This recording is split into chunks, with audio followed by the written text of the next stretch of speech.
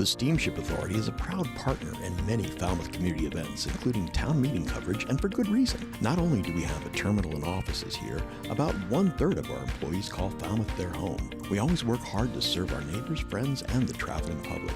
We recently put 7 new electric buses into service at our Falmouth parking lots. We're adding new vessels to our fleet, continuing work on our energy-efficient Woods Hole terminal buildings, and adding solar panels at our largest parking lot. At Steamship Authority, we're serving the islands and you. Welcome to the Falmouth Chamber of Commerce. The Falmouth Chamber is dedicated to working on behalf of our members to make Falmouth a better place to live, work, and conduct business. We are committed to developing the economic, cultural, educational, and civic interests of our community and welcome the support from all organizations to achieve our combined goals. Whether you call Falmouth home, are a summer resident, or a visitor, we hope you take advantage of all that the Chamber has to offer. Hi, it's Brendan from Crane Appliance. Since 1983, our goal as a family-owned company has been simple: to give our neighbors on the Cape and Islands a great shopping experience. Rest easy knowing our professional team will listen to your needs and help you pick the perfect appliances for your home. At Crane Appliance, we know how difficult appliance shopping can be. Our team is here for you.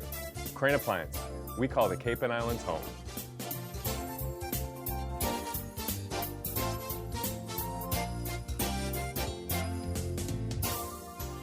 Opportunity to wish everyone a happy and healthy new year, and if you wouldn't mind joining me with the Pledge of Allegiance. I pledge allegiance to the flag of the United States of America and to the republic for which it stands, one nation, under God, indivisible, with liberty and justice for all. Thank you.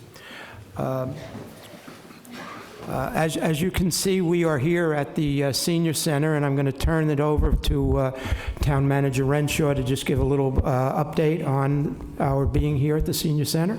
Thanks, Mr. Chairman, and good evening, everyone.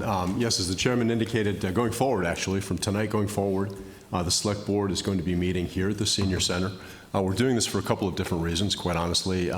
The first is that we have other boards that are traditionally in the garden terrace or basement of Town Hall that we wanted to bring up to allow, and I'll use one in particular, the Board of Health, move them up into the Select Board meeting room to allow their meetings to be recorded because obviously they're very busy and active as well. So that was one reason. And the other reason is, quite honestly, depending on topics, and I guess this could go with the Board of Health as well, sometimes we get overwhelmed in terms of lack of space. There's not a lot of seating, as you all know, at the Town Hall, Select Board, Town Hall meeting room. So a couple of different reasons. We think this is going to work out well. I did want to, we had an issue, unfortunately, that we identified this afternoon in regards to the video. There's some bandwidth issues tonight, so I apologize for our residents watching from home tonight. You're going to notice a bit of disrupted, kind of a lag in the video and the speech. They're not syncing, and that's a bandwidth issue that we're working on correcting. We're hoping by the next Select Board meeting on the 26th of January that we'll have that issue corrected. So there will be, you'll notice a little bit of degraded video quality. I understand the audio is good, and what's creating it, I'm told, is the new microphones. We have new fancy microphones, and each Select Board member has their own, rather than having to share, and that's what's eaten up some of the capacity and caused that bandwidth issue. So we're hoping to have that resolved. Okay, thank you, and thanks to Jill Bishop and the whole staff here at the Senior Center for making this available to us going forward. We appreciate her efforts. So the first item is a proclamation, and I'm going to read it. Whereas YMCA Cape Cod has served the Cape Cod community for nearly 60 years by providing programs that support youth development, healthy living, and social responsibility. And whereas the Upper Cape community continues to experience growing needs related to youth engagement, public health, water safety, and access to inclusive spaces that strengthen community connection. And whereas the Don and Dottie Smith YMCA will serve as a permanent, modern community resource designed to address these needs through wellness, aquatics, youth, family, and community programming. And whereas the Don and Dottie Smith YMCA is expected to serve more than 10,000 residents annually and represents a long-term investment in the vitality, safety, and well-being of the town of Falmouth and the greater Upper Cape region. Now, therefore, we, Robert P. Muscali, Heather M.H. Goldstone, Douglas C. Brown, Colin W. Reed, and Jack P. Richardson, as members of the Select Board of the town of Falmouth, by the authority vested in us, do hereby proclaim today, January 5th, 2026, as the Don and Dottie Smith YMCA Day in the town of Falmouth, and urge all residents to recognize the YMCA's contributions to the community health, safety, and quality of life. In witness whereof, we have hereunto set our hands and caused the great seal of the town of Falmouth to be affixed on this 5th day of January, 2026.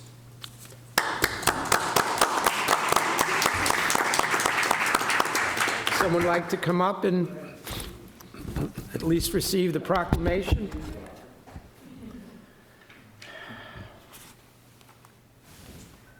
you so much. Val, thank you. Please introduce yourself and tell everybody.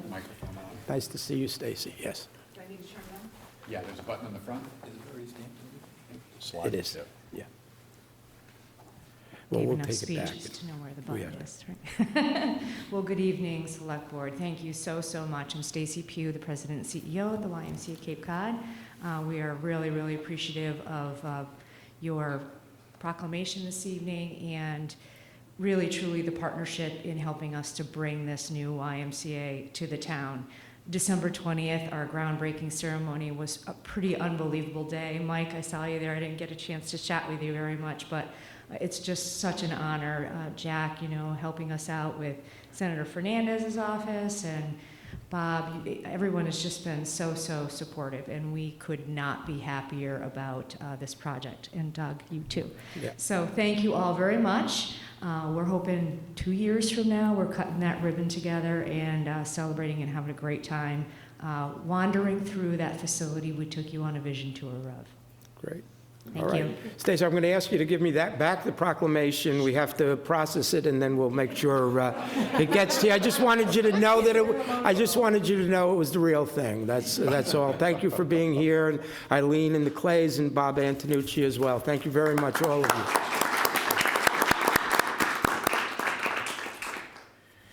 Okay, the next order of business is recognition, and I just want to recognize that our police chief, Jeff Laurie, recently received the Massachusetts Chiefs of Police Association's Hector J. Pelletier Award for his commitment to the Jimmy Fund and the families supported by Boston's Dana-Farber Cancer Institute.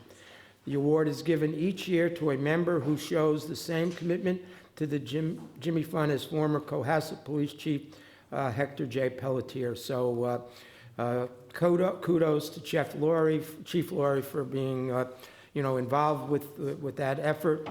I know that everyone here joins me in thanking him and recognizing him for his service. Thank you. Any other recognitions, Mr. Richardson? Yeah, I just want to recognize I attended Belonging to Each Other's annual Longest Night, and there was, a multi-faith service about, recognizing the needs of the homeless community, and it was well attended by the community. So I just want to thank them and for all the faith organizations and for all the work of Belonging to Each Other. Anyone else? Okay. Any announcements? Dr. Goldstone?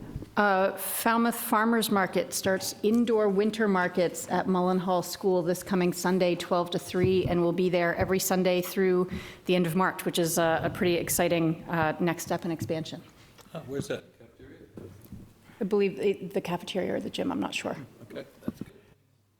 And I think in that vein, Farming Falmouth is starting their series of community forums. I think there are 4 scheduled, 3 of which conflict with select board meetings, actually. So I think the one on January 16th or whatever that date is not a select board meeting. So I'm hoping to be able to attend. But certainly the dates are on their website, and I'm sure they'll be posted in the Enterprise as well. Okay, our next item is for public comment. If there anyone who is interested in public comment, please step up If not, I will remember to mention to silence your cell phones if you haven't already, and to notify the chair if you are making a video or audio recording of this open session meeting. The placement and operation of the recording equipment should not interfere with the conduct of the meeting. Okay. We'll proceed to our consent agenda. First is licenses. Consider a vote to approve the application by Falmouth Theatre Guild for 3 special one-day all alcoholic beverages licenses to be held at Highfield Theatre, 58 Highfield Drive on January 23 to 25, January 30 to February 1, and February 6 and 7, 2026. Number 2, consider approval of the renewal of the annual all alcohol restaurant license, common victualler license, and entertainment license for the Pizza Bar LLC, DBA Papa Jake's, located at 146 Sandwich Road, East Falmouth. Consider a vote to approve the application by Historic Highfield, Inc., located at 56 Highfield Drive, for a special one-day all alcoholic beverages license for a Burns Night supper on January 24th, 2026, from 5 p.m. to 10 p.m. Moving to administrative orders, consider a vote to approve and sign the regulatory agreement for 805 Gifford Street Extension. Number 2, consider a vote to add a second April meeting date of April 27th to the 2026 Select Board meeting calendar. Number 3, consider a vote to approve an expenditure in excess of $500 from the Fire Rescue Department donation account for CPR program purpose for the purchase of replacement heart saver and basic life support BLS instructor manuals for the volunteer CPR instructors. Number 4, consider a vote to approve an expenditure in excess of $500 from the Fire Rescue donation account for the purchase of a replacement commercial-grade treadmill at the fire headquarters station. Excuse me. Consider a vote to approve the 2026 seasonal population increase estimation form for submittal to the Alcoholic Beverages Control Council. Number 6, consider a vote to approve the annual license renewal certification for 2026 to be forwarded to the Alcoholic Beverages Control Commission. And number 7, consider a vote to appoint the town accountant, Victoria Rose. I move approval of the consent agenda. Okay, we have a motion and a second. Any further discussion? Hearing and seeing none. All in favor? Aye. Aye. Okay, thank you.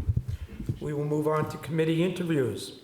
And we were advised earlier today that Patricia Pinta de Salva was unable to be here this evening because of a health issue and will be with us on January 26th, I believe. Is that correct? Yes. Okay, but we do have Raven. So you want to come up and you want to give us a little introduction, Mr. Renshaw? I sure will. Thank you.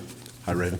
Mr. Chair and Select Board, the mission of the Cultural Council, as you know, is to promote excellence, inclusion, education, and diversity in the arts, humanities, and interpretive sciences in order to foster a rich cultural life and contribute to the economic vitality of our community.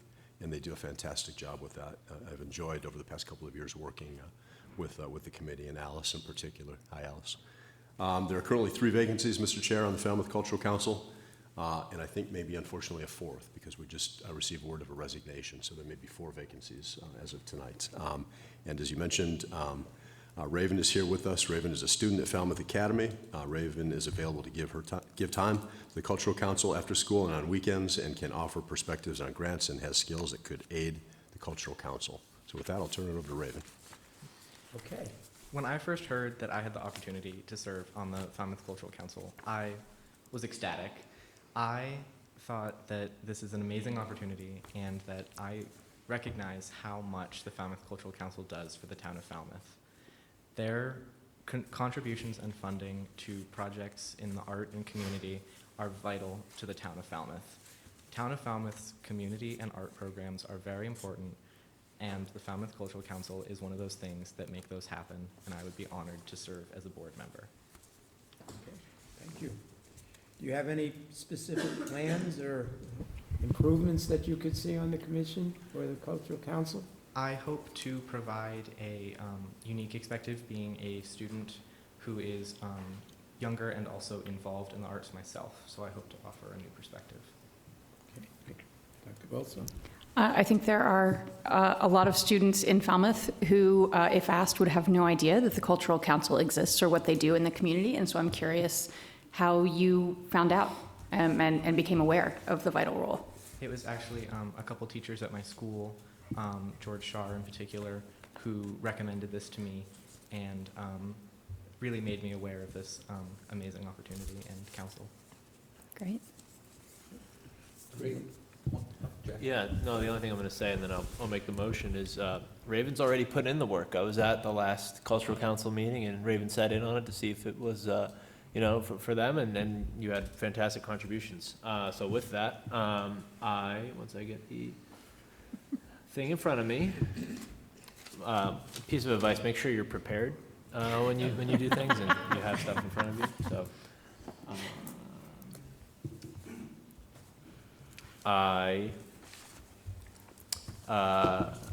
When I just need the dates.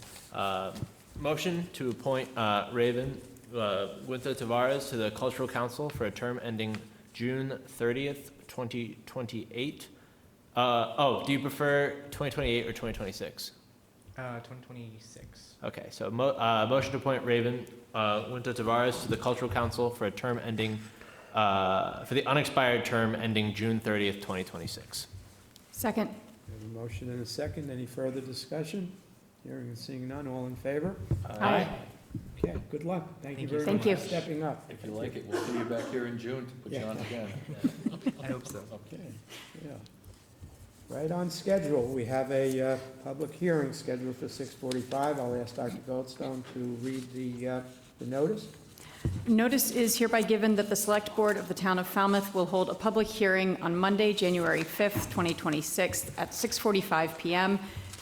In the Old Silver Surf Drive Program Room at the Senior Center, 780 Main Street, Falmouth, Massachusetts, on the application of AMG Real Estate LLC for a wastewater flow variance under Chapter 180, Section 56 of the Code of Falmouth, the so-called flow neutral bylaw, for redevelopment of commercial residential property proposing to maintain a dentist office and 2 residential units on the first floor, and to construct a new building which would contain 20 new residential units at 303 Dillingham Avenue in said Falmouth, parcel 3921-002B002, per order of the Select Board. Thank you. Mr. Renshaw? Just a real quick comment, because I see Kevin here ready to speak. So, Mr. Chair, Select Board, included in your packet are a couple of significant documents. One is the guidelines for the Select Board for waiver variance consideration. So you should all have that in your packet. And it goes over the criteria and the priority areas for which the Select Board should consider waiver variance consideration. Economic development being one of those, affordable housing, which I think fits this category. Mixed-use development and business redevelopment zone. Also included in your packets tonight is a memorandum from the wastewater superintendent, Mrs. Amy Lowell, indicating the increase in average flow, if I'm reading this correctly, to be approximately 1,650 gallons per day. And a mention here that we currently have 82,000 gallons per day of capacity in the existing system. Also is a memo, or a note, I should say, email from our health agent, Scott McGann, indicating that on November 3rd, the Health Board heard a flow neutral bylaw referral for 303 Dillingham for an increase in wastewater flow. After reviewing the applicant's plan, the board voted that a Title V septic system could be sited on the property without significant variances, and that's also one of the requirements for Select Board consideration. And with that, I'll stop and turn it over to Mr. Clower. Mr. Clower? Before I begin, is the podium mic'd up? Yes. I work better with podium. Okay. You may just need to hit the button for the mic. That should be on now? Okay. Wonderful, thank you. Town Manager, members of the Select Board. For the record, my name is Kevin Clower. I'm an attorney here in town with Ament Clower Law Firm, and I am before you tonight representing AMG Real Estate LLC, which is the owner of 303 Dillingham Avenue. We're here requesting a waiver of the flow-neutral bylaw, as we're proposing a development under the Mixed Residential Commercial Overlay District, which goes by the very unfortunate name of Mr. Cod, but that will increase the wastewater flow more than 10% above the existing. 303 Dillingham is a 1.7-acre parcel located at the eastern end of Dillingham Avenue. Presently, it's developed with a dentist's office, a chiropractor's office, 2 residential units, all of which are in one building on the eastern side of the lot. The applicant's proposing to maintain the existing building with those offices and those 2 units, as well as constructing a new building which would house 20 residential units under the Mr. Cod bylaw.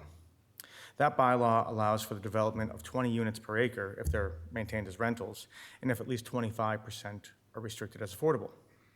In this case, there's 20 new residential units proposed, which is a total of 30 new bedrooms. With the existing development, it'll result in 22 residential units, 6 of which will be restricted as affordable, and pursuant to the bylaw, all 22 would be eligible for the SHI. To be clear, this is not a 40B, this is a by right proposal under the Mr. Cod bylaw. However, though it is by right, the increase in wastewater flow requires a variance from this board. So to this point, we've submitted to the Board of Health a plan showing that we could in fact site a septic system on this property if we were allowed to, which we can't because it's on sewer, but we need to show that we have the ability to do so. So we did that. That was confirmed by Mr. McGann, and Ms. Lowell has also confirmed that there is sufficient discharge capacity to allow for this proposal. It's no secret that Falmouth desperately needs apartments, which was the impetus for the Mr. Cod bylaw. This proposal complies with those requirements. The site is appropriate. The existing site's already developed with buildings and pavement, a large parking area. It's close to public transportation, employment opportunities, shopping, and most importantly, it's on a town sewer.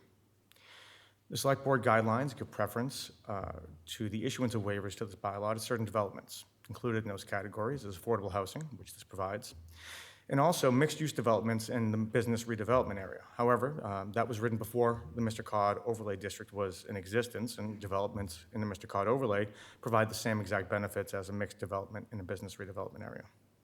So for those reasons, I believe that the board can and should grant a waiver from the flow neutral bylaw for this proposed development, and I'd be happy to address any questions that the board might have. Mr. Clower, could you explain on the affordables, what would be the income range for those? I believe Mr. Cod restricts it to 100% of affordability, but we'd have to work that out with a regulatory agreement that this board would have to review and approve. So is it set at 100%, or do they go a little bit? It would be either 80 or 100, whichever the bylaw provides for, and I just don't recall that off the top of my head. Mr. Chair, if I might, I think the town planner is indicating to me that Mr. Cod requires 80% of area median income. Okay. Then we'd be doing 80%. Well, I think this project is the reason why Mr. Cod exists. Mm-hmm. It's perfectly, in my opinion, with what the bylaw requires. It's needed apartments along with commercial. So I think it's a wonderful project. I'll see if anyone, other members have any. Motion to close public hearing? I'm sorry. Anyone in the public care to say something? Mr. Brown? I just want to confirm they're rentals, so they'll all count toward the subsidized housing inventory, correct? My understanding is that when held as affordable, when held as rentals, that as long as 25% are restricted as affordable, that the entirety of the development counts towards the SHI. But yes, these would all be held as rentals. Motion to close? Second. Okay, we have a motion and a second to close the public hearing. Any further discussion? Hearing seeing none? Aye? Aye. Okay. Any further discussion amongst the board members with respect to the application? I mean, in addition to all of the other things listed about positives, and I agree with you exactly why Mr. Cod exists, this is 20 new housing units that will be walkable to the Veterans Center, the rec, and the Senior Center, as well as all of the other amenities. So yeah, I think it's a terrific location for it. And Jack did not take your advice, and I am not prepared with the motion in front of me, but would love to make a motion to grant a flow-neutral bylaw variance for a peak Title V flow increase from the property of 3,300 gallons per day and an average annual flow increase of 1,650 gallons per day as requested. Second. We have a motion and a second. All in favor? Aye. Aye. Hi. Very good. Thank you, Mr. Clower. Thank you very much. I'm glad I made it in time because I showed up at Town Hall and looked inside the room and went, oh no. Well, it seems like we're going to be here more often, so. Before we move on in the thing, this has nothing to do with the vote, but just has a question for the town manager and assistant town manager. In the memo provided by Ms. Lowell, it was stated, she suggested that the select board review this and all flow neutral bylaw variance requests with the limited remaining discharge capacity in mind. Do we have a list of variance requests? Do we have an idea of what will be needed for some of the big projects so that we earmark the remaining 80,000 plus gallons? So, Mr. Chairman and Select Board Member Reed, we do not currently have a listing. We process these variance requests as they come in.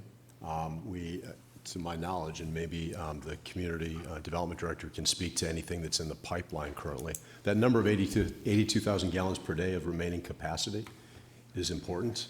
And as the board considers these variances, keeping that 82,000 gallons per day in mind is important. But we don't, my understanding, Jed, we don't currently maintain a list of developments that are in process that might require. Well, so to answer your question, Jed Corn, Community Development Director. So there's a two-part answer. I believe Amy Lowell does keep track of all the previous variance requests, but we don't have any anticipated ones currently. So there's nothing circling the runway, if you will. So when we put in a police station, will we have to come back to this flow neutral bylaw? It will depend on whether or not you allow it to connect to the sewer service area. So these are the types of questions that we are going to need to yes. We're going to need to reserve some space. So if we continue to get these one-offs, my point being, we're going to back ourselves into a corner and we're not going to have any capacity left for the things that we know we need. So if we can start calculating this, I would recommend that we start doing this sooner than later so we don't back ourselves into a corner. Good point. Mr. Brown? I just don't think that we can reserve something that we don't know what's coming.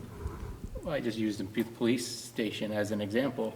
That is coming. There We it do is. know. That one is, yeah, but I just pointed But one, so we're on developers- opposite ends.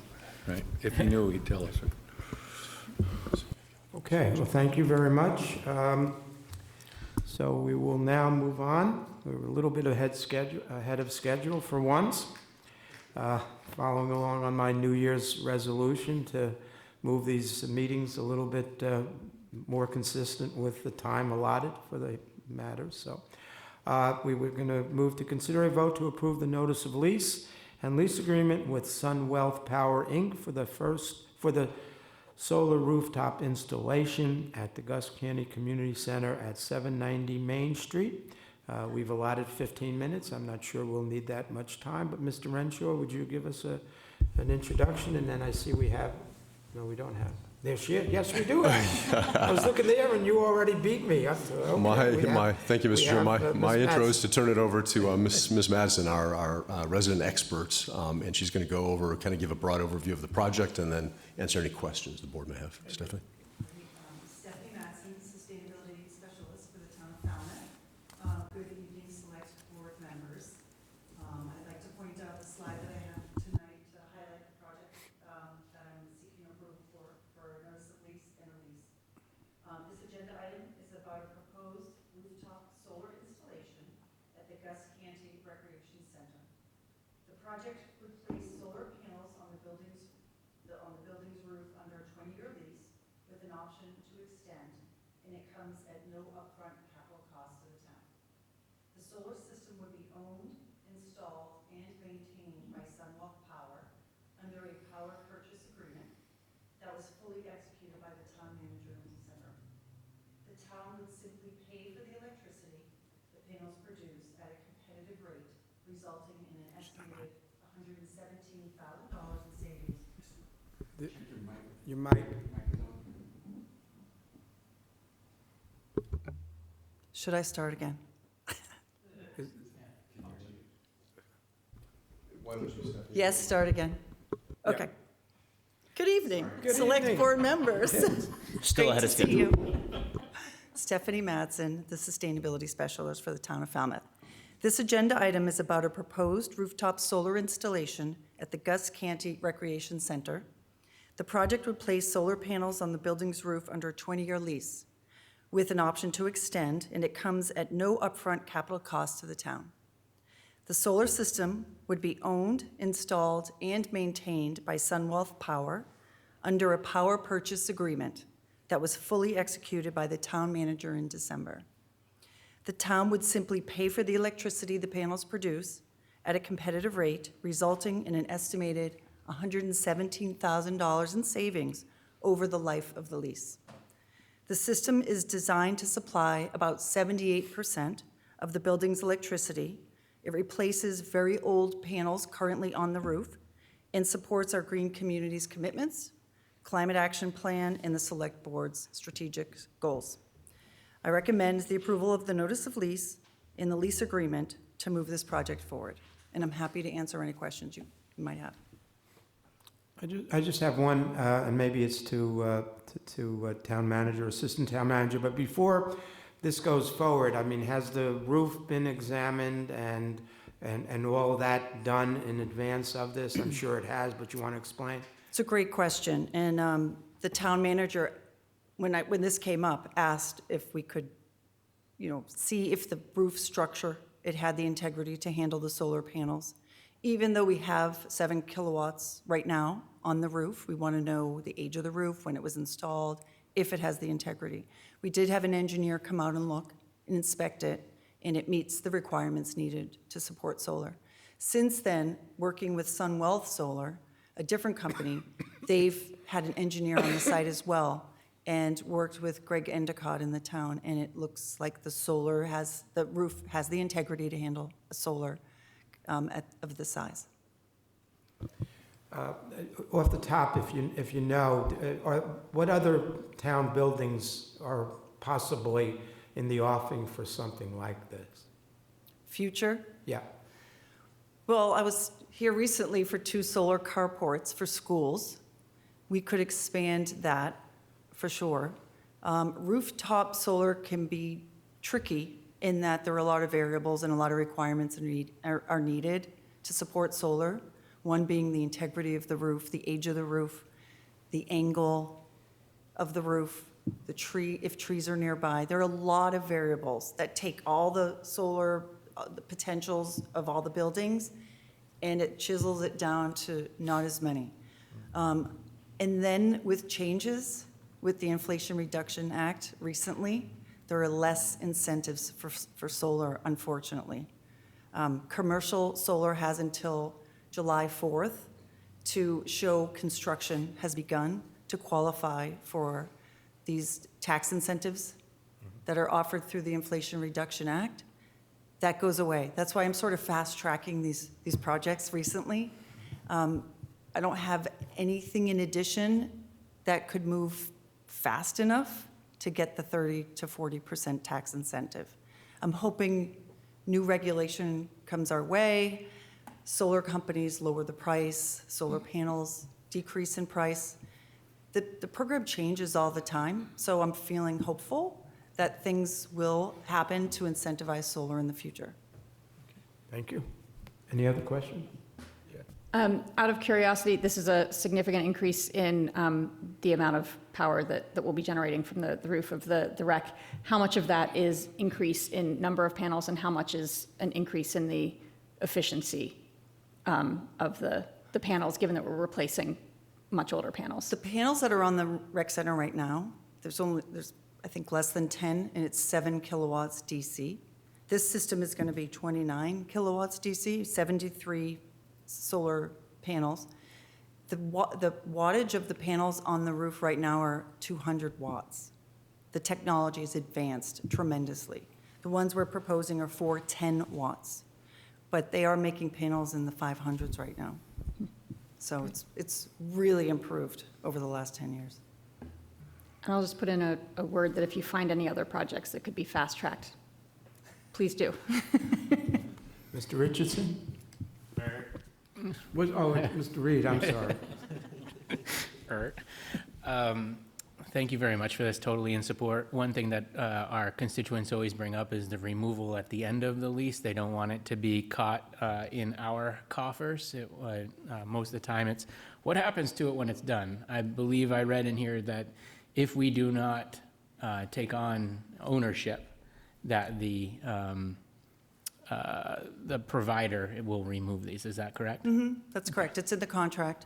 Okay. They are responsible for decommissioning the project and add that into their PPA rate. Power purchase agreement PPA rate includes the removal of the panels. Thanks. I think that'll give a lot of comfort to our folks. Sure.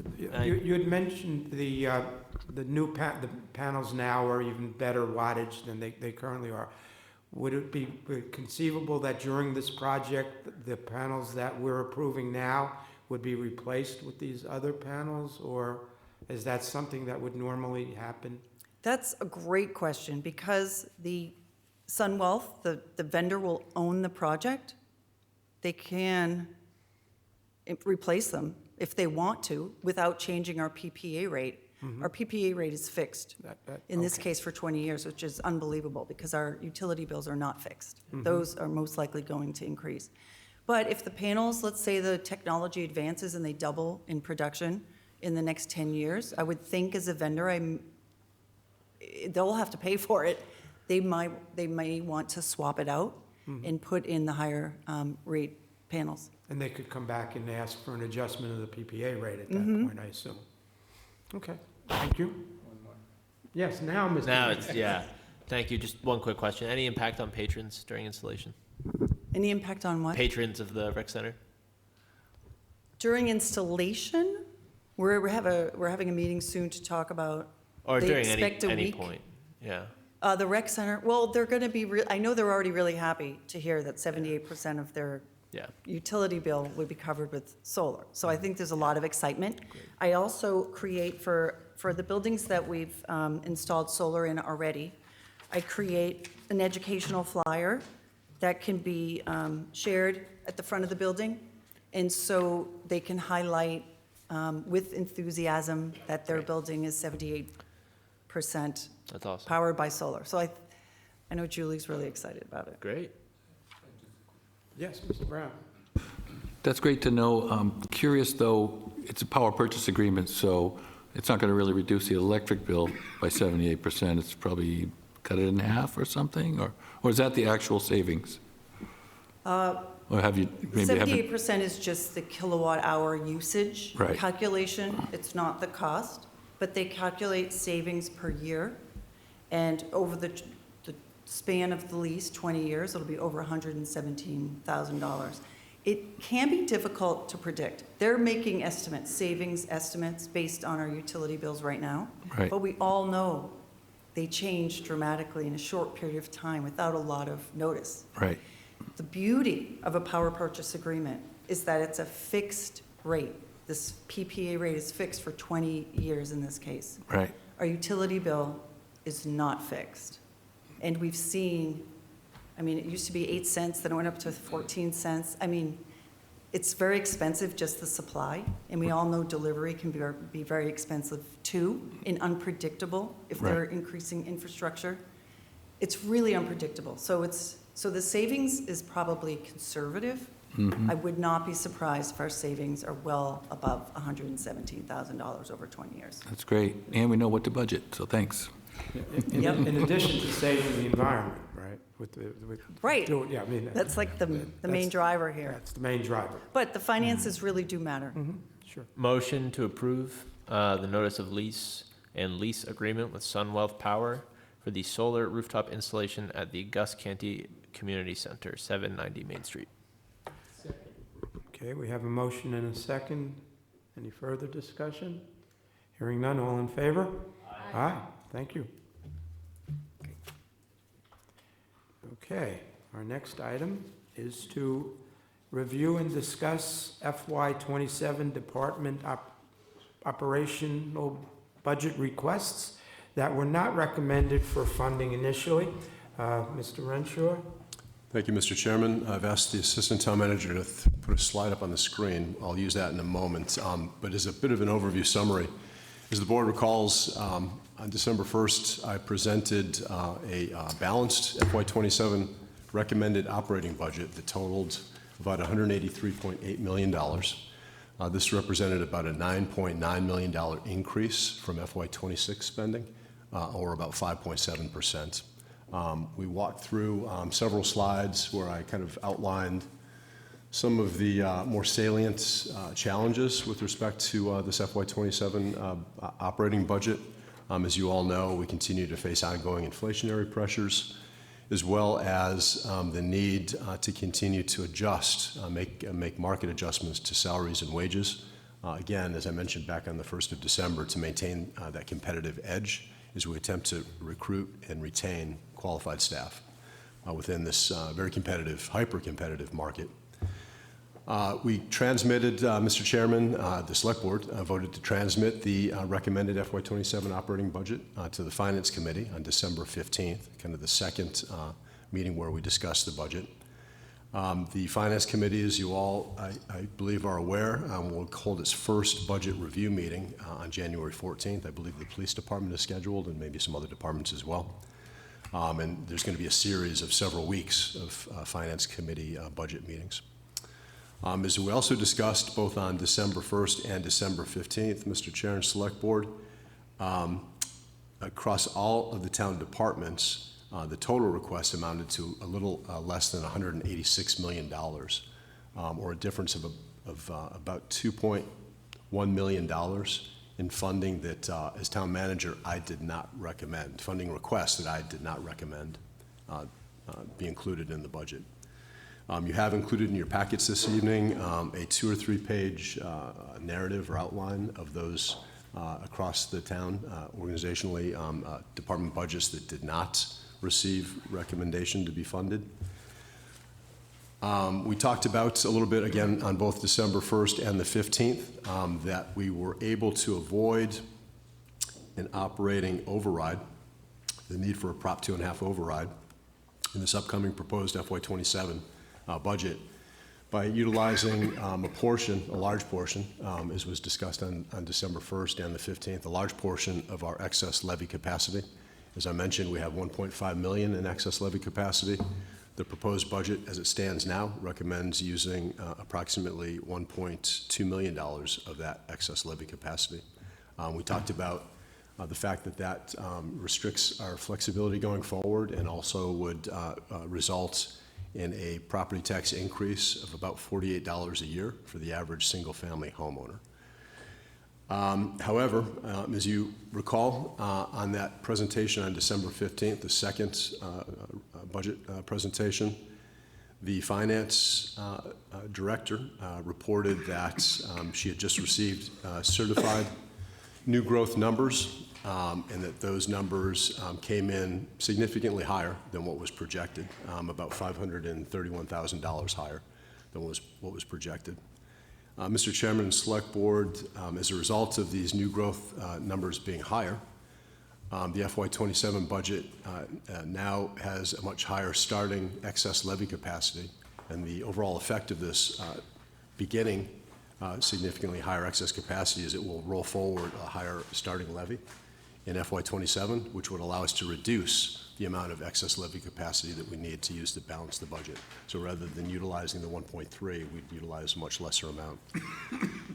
As a result of this, by reducing our use of the excess levy capacity, there's an opportunity to reduce what I previously mentioned as a $48 per year tax increase for the average single-family home in Falmouth to about $24 a year, so cutting it in half, literally. Conversely, the Select Board also has the option, and it's going to be part of the discussion tonight, to maintain the use of the $1.2 million in excess levy capacity, as was recommended in the December 1st and 15th presentation, and then utilizing the higher than projected amount of new growth to fund a small, what I call small, but prioritized list, potentially, of those departmental requests, the $2 million of departmental requests that were not funded. Again, I'm going to refer Select Board's attention to that document included in your packet that provides a narrative of those department requests. As you can imagine, a significant portion of the $2 million of requests that were not funded are comprised of new personnel requests. I'll draw the Select Board's attention now and the community's attention to the slide that the Assistant Town Manager put up, and you also have a hard copy of this at your desks that talks about, shows graphically over a 5-year period projected revenue versus expenses, and in effect shows that gap between those revenues and expenses. And it's significant, and this is a good visual representation for the community. On the flip side, Mr. Chair and Select Board, of your sheets and at your desk, you can actually see the numbers, and I'll give you an example. Thank you, Peter. In the next year, FY28 budget, we project a budget deficit, again, revenue versus expense, of a little over $3 million. In 2029, that rises to a gap of $5.4 million revenue versus expenditures. 2030, 7.7. 2031, a little under $11 million. So the point that I want the Select Board, the caveat, before we start having the discussion about consideration of possibly funding some of these additional department requests, none of this information that you see, these gaps, as I think the Finance Director explained back on December 15th, none of those reflect any amount of new positions. It's status quo. So the caveat, warning, caution that I want the Select Board to be aware is that if as I mentioned, a large percentage of the $2 million in unfunded requests is personnel, by adding additional personnel to that gap is going to obviously increase. I mean, it's not rocket science. The important part is that it compounds itself, because personnel costs, as you know, include not only the wages, the base wages, but also the additional health insurance and retirement benefits, and all of that has a compounding effect. I think I'm using that. A compounding effect, and those numbers are only going to get larger, those gap numbers. So important takeaway from this slide as we begin to have the discussion now over that 2 or 3 page list of departmental funding requests is that we have to be aware of that by increasing the burden of expenses, primarily with new positions. That has a compounding effect on increasing that gap. So with that, I will stop, and again, you have the information in the packet, and we can, if you'd like, I can go through that outline, or we can, Select Board, I'll just turn it over and answer any questions, or we can talk about, I'll say this, I use the word prioritization for tonight's discussion. You know, the priorities that I tend to look at is town manager, and I've talked to Peter, the assistant town manager, about this as well. Those items that are mandated, you know, regulatory, either by the state, the federal government, those things that we have to do. Included in your packet, again, on that sheet of unfunded department requests, and I'll use this as an example, there's others, but one of those mandates, requirements, the things that we have to do, is be in compliance with our stormwater permit, which is referred to as the MS4 permit. Right now, our town engineering department struggles with staffing, and we are doing a good job, but in order to be fully compliant, they're recommending that we hire an additional position, a stormwater engineer, that would be able to do the monitoring and set up the programs that would put us in full compliance. We're holding our own with what we have, but to be in full compliance and going down the road is stormwater requirements become even more onerous. It's going to be important I think, to look to fund that position. And this is actually the second year, I believe, that the town engineer, DPW director have made the request. And again, as you all know, it's always a challenge with competing needs and whatnot, trying to make the determination about what's immediately needed in this upcoming fiscal year. But as you look at that list, I would suggest or recommend that you consider those things that are mandates, regulatory requirements, and that certainly is one. The other criteria that I often use is health and public safety. By adding, whether it's a position or a program, what impact does that have with regards to health and public safety? So those are kind of the broad lenses that I like to look through when we start considering what items are to be included in the recommended and which items are not. Again, difficult decisions had to be made back in October, November, when we were compiling this budget. The budget that was presented to the Finance Committee is currently balanced, again, utilizing a pretty significant portion of that excess levy capacity to reduce, to prevent us from needing to seek an operating override, but also to reduce that property tax increase to a nominal $48 a year amount. Importantly, management made the decision to avoid that 2.5 override discussion because I didn't think it was fair. We didn't think it was fair to launch that on the community and the public without having an adequate opportunity. FY27, as the draft budget has been proposed and transmitted to Finance Committee, is balanced. Again, avoids that Prop 2.5 operating override. Going forward, in this table summarizes it, we will need to consider and have those crucial conversations, I'd like to refer to them as, with the community and prepare for the need to have that operating override. Start, Mr. Brown? I have a comment and a question. The comment would be that if we decide to retain that excess levy capacity for use on some of these budget needs that were not funded, I would suggest maybe there could be stuff that's more like technology rather than staff, stuff that's, really holding us back from efficiencies, with the exception of the stormwater engineer position. Then I got a question about the long-range budget projection. Does any of this include what might be considered capital infrastructure expenditures, or is it strictly like personnel and insurance and day-to-day? Strictly operating. It does not include any capital. So there's no room for adjustment on that. Well, I think the sooner that we really get this, you have a pretty clear picture here, but we have yet to really whittle down our capital budget needs, but as soon as we really get that in line and figure out what it's going to take to really run everything effectively, because for years we've been doing more with less, but we know now we're starting to get a better picture of what it really takes to run this town effectively and efficiently. And once we get that in place, I think we just make our case to the voters and say this is what it's going to take to make this town sustainable, and put it out there. So I think that's what you're starting to do here now. So I appreciate that. I certainly appreciate your forthrightness with respect to what the future holds. From what I gather, I think our threshold discussion is, do we want to increase anything to the FinCom and just reduce the projected tax increase from $48, which was what we were dealing with, to $24. I don't know if there's any consensus for that position on the board. If there's not, then we can proceed to discuss some of the items that the town manager has laid out for our consideration. The one other thing, though, just if I may, on the outline that you gave us, I did ask you to come up with a number for the town-wide contract with a PR firm, and I think that came back to between $50,000 and $60,000 item. That's correct. Assistant Town Manager Johnson Staub did reach out and obtain some estimates, and that's a range. Okay. And that I think is pretty accurate based upon other municipalities and what they're expending. Okay. So, Dr. Goldstone, you want to lead us off?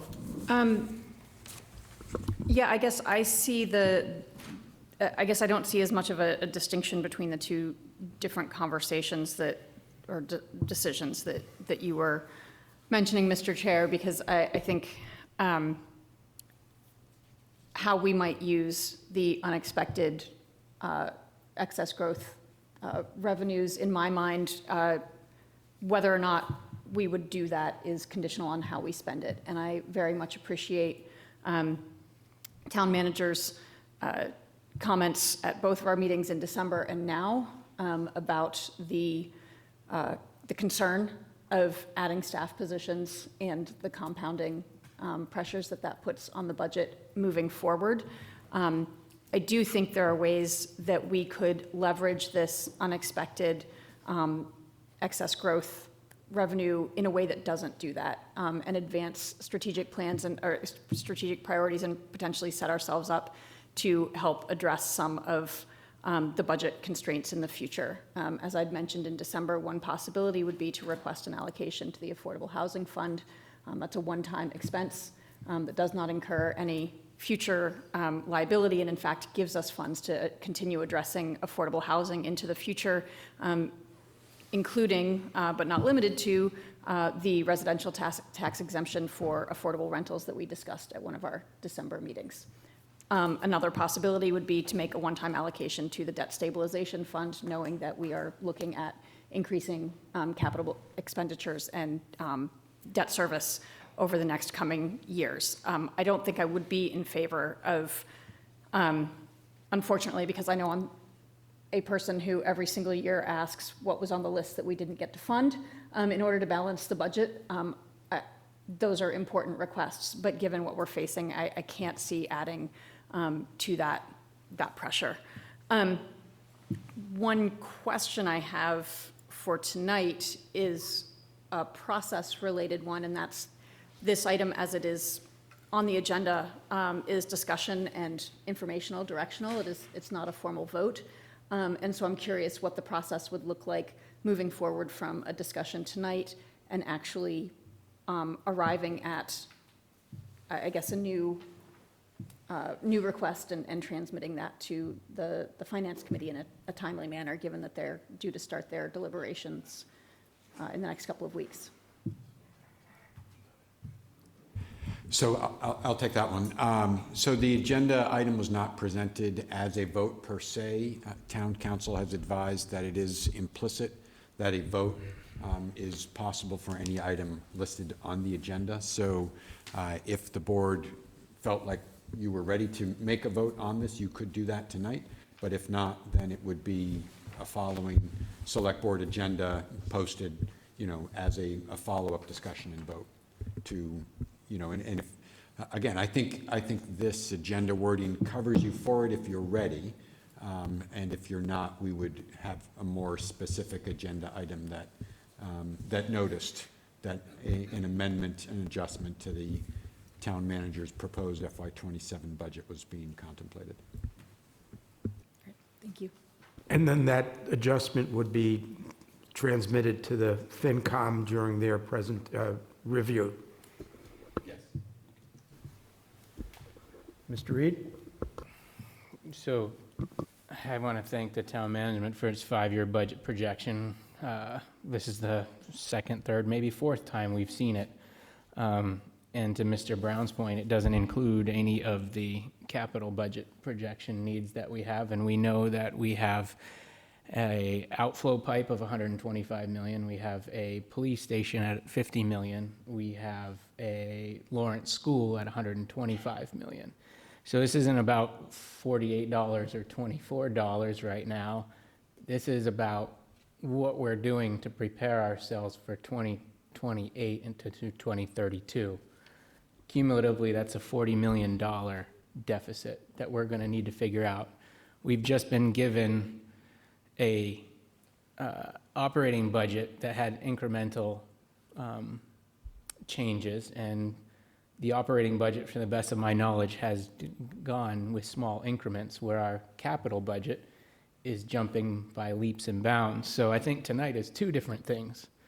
One, we have, what do we do with the immediate found money? And then the question is, how the heck are we going to get away? How are we going to deal with this deficit? So for me, I think we should maintain the excess levy amount. We should reject all considerations for expenditure that have multi-year commitments or impacts to our budget, because we can't afford it. It's clear we can't afford that. I think we need to carefully consider any one-time expenditures that will help us with our strategic plan or the sound, safe operations and communications of the town. And then I think I would second what Dr. Goldstone said, which is allocate the funds toward debt stabilization. That, I think, is our number one priority now, is how the heck are we going to stabilize ourselves and get us out from under this? So aside from this immediate need, I think we're going to need the town, and I don't know what the proper way to do this is, but we're going to need a 5-year financial stabilization plan. We're going to need the town to analyze this and create it, look backwards to see how we got into this position, and why it's just coming up now, but also how the heck are we going to address this in 2028? We should have that in 30 to 60 days, honestly, before we start getting to 29 and 32. But to do that, to get to that financial stabilization plan, I think we actually need a budget review and a baseline budget projection. And we haven't seen that necessarily. We're seeing it at a high level, but we need to know everything, and we need to be all on the same page about this. This is a team effort. This is town management, select board, and FinCom. And I'm just worried that we're not looking at it all in totality. And, to the board chair's statements in previous meetings, it's going to require more meetings, and I'm prepared to, sign off on those and vote in favor of more meetings. But these are going to have to be joint meetings, and we're going to have to lay the groundwork and ask the town to give us truly the data necessary to make these informed decisions. Because right now, we're only going down the path of raising taxes. I don't think that's the only reason, or that's the only way out. I think we need to be presented a list of solutions and recommendations for us to consider. I think it should include revenue enhancements and budget reduction options. We're afraid to talk about that. But in the short term, we're asked 90% of the list of items we were given to consider tonight were all salary and benefits. Those have multi-year considerations, right? So what are we out here to do? I think ultimately our job has to be fiscally oriented and centered right now. And we have to do this, and we have to roll up our sleeves as the three groups triangulating to truly get at this $40 million. Because otherwise, 2006 and 2008 wasn't very long ago where we didn't have the money to operate. And we're heading down that path. None of us, except for maybe Mr. Brown, were around then. And I don't want to have to do this again as a town. So I think, again, short term, put it into a stabilization fund. That's in our best interests, because it's all right there in front of us, $40 million. I'll end there. Mr. Richardson? Thank you again. Finance and town manager, you've been very frank, and the situation pictured is very frank, so I do appreciate that. I do not envy the position you are in. I think it is clear, while Mr. Reed is correct, that trimming and tightening the belt, I get sick even saying that as a progressive, but is necessary. But I do believe that it shows that we have an obligation to the working class people of this town to keep their tax burden as low as possible. I have one amendment in here, and I understand that this is not a full vote on this, but I would like to change the timeline on the vacant administrative clerk, just increase the salary to budget for a full-time 52.2 weeks, which I know would not be the full-time because we don't have one. But I think this is, to me, and I understand the difficult nature of this, but this shows to me that if we're going to raise taxes, we need to get the residential exemption online before FY28. And I think that we need to make the money available in this budget. And if we find that it is truly impossible, then that's okay. But if we do not put the money available in this budget, then we will not be able to vote on it in the future, and we'll be handcuffing ourselves. I think the picture is clear that we're really left with no options in this needing to get this online sooner. And I've really sat with this, and I really respect the opinions of the townspeople have discussed it, but I think it's crucial that the truth is we are going to have to raise taxes, and I'm not comfortable doing it if we don't find a way to keep the levy low for the working class people that make this town so great. So I have that number, which I can present if needed, but that was my biggest issue, and I share the concerns that Select Board Member Brown and others have with allocating, full-time salaries beyond the one I just mentioned because of the fiscal difficulties we are facing. I hear what you're saying. I do think Mr. Renshaw's argument with respect to the need for for a compliance person with respect to DPW, the admin and engineering, is something that we really should look at very, very closely, because there are issues of compliance that apparently we are not really up to speed to be able to make sure we're in full compliance. And I think that understanding all of the other comments, I think that one position may very well be something that we would be making a mistake and be very short-sighted if we didn't look seriously, at least at that position. Can I ask two questions, clarifying on two different points? Mr. Richardson, if I'm understanding what you're requesting, it's essentially to move up the hire date. Correct. For an already allocated full-time position. Correct. Currently it's allocated for 16 weeks at $18,276. It's impossible for this person to serve 52.2 weeks, but just to allocate it that way, that number is $59,625.45. So currently allocated for, and FY27. I don't know if our finance director can clarify here, 16 weeks in the FY27 budget year? Okay, like at the end of the year, and so, okay. Thank you, that's helpful, and I think that falls into the category that Mr. Reed was mentioning of not increasing future year obligations, if that is funded as intended to be starting partway through the year and then being a continuing full-time obligation afterward. So I really appreciate that suggestion. My other question is with regard to the stormwater engineer position. Mr. Renshaw, did I understand correctly that you said one of the first things that the person in this position would need to do is actually come up with a plan and kind of the systems for what we need to be doing in terms of stormwater management? I think that would be an important aspect of the position, is to kind of evaluate where the gaps are. I think the word gap is used a couple of times in the narrative that DPW engineering put together to kind of justify the need for this position.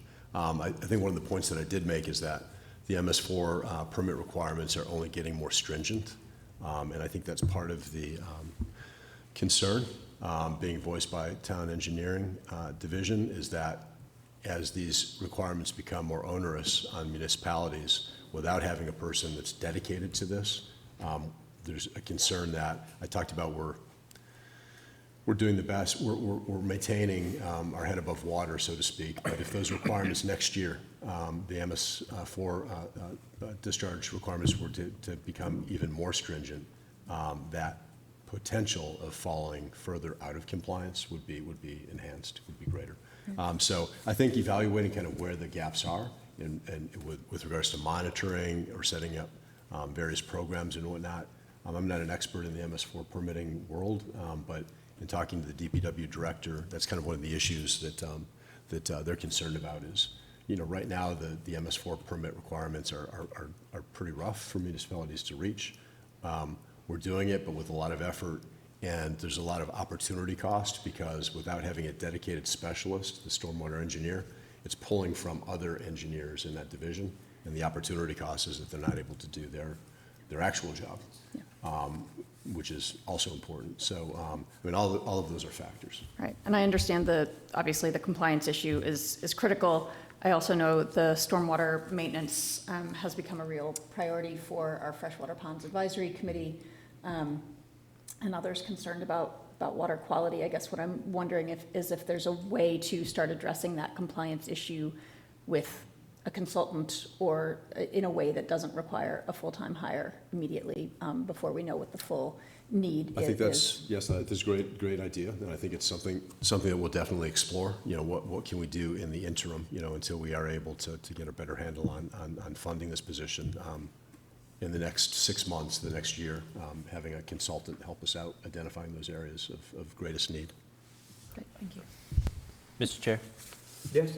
The other item of the recommended that I do want to support, because it is an increase in hours, not a new person, is the Human Service Department's request for an increase from 8 to 14 hours a week for the bilingual clinical social worker. I think that that's a crucial need, as we've seen, and I think that for the amount that this would, the amount of benefit compared to the cost of this is an incredible deal. So that is one that was not approved that I would like to add to the budget. And the only other one that I was requested this, as liaison to the Cultural Council, they requested I ask for an increase in their line item from 15,000 to I have the number written down, sorry. An increase of $7,800 to fund the Music at the Table program. This is a program that in collaboration with the Belonging to Each Other and with some of the churches in our town where they provide music and free food to the homeless. They asked that they watched our last select board meeting and where we talked about the money differences and requested I advocate for this. So on their behalf, I'm requesting that increase. So how do we move forward here, gentlemen? And then Dr. Just Olson. one more thing to consider is that we are in the midst of doing that surf drive study. We just recommended a course of action, and there's a consideration here of increasing the beach nourishment budget, which has also been not really included, but if we want to do that project, we're going to need some money. So that's a great point, Select Board Member Brown. And one of the discussion points that we had when we were considering the DPW funding requests, I've said for 2.5 years that funding beach nourishment at $25,000 a year is woefully inadequate. I'm not saying they kind of pick this number out of thin air of 100,000, but in effect, I mean, we have no basis to justify, and I think the studies that are being done now are going to inform us and allow us to not only the amounts, but also target certain areas where it has the most effect, the biggest return on the investment. So yeah, $25,000 is not adequate. And that's one of the reasons why we quite honestly didn't recommend this for funding, is because I wanted to have time for these consultant-driven studies and now our coastal resiliency specialists getting engaged to have time to kind of come up with a sharper number. Right. Okay. Would the board think that this is maybe something we want to table and think about for our next meeting, to put together what we've all discussed and where we're all coming from, as opposed to being in a position to make specific recommendations at this point? Can we, sorry, I should have waited, but can we see the requests that have been made reflected in that next meeting? I guess I was going to say something similar rather than tabling it.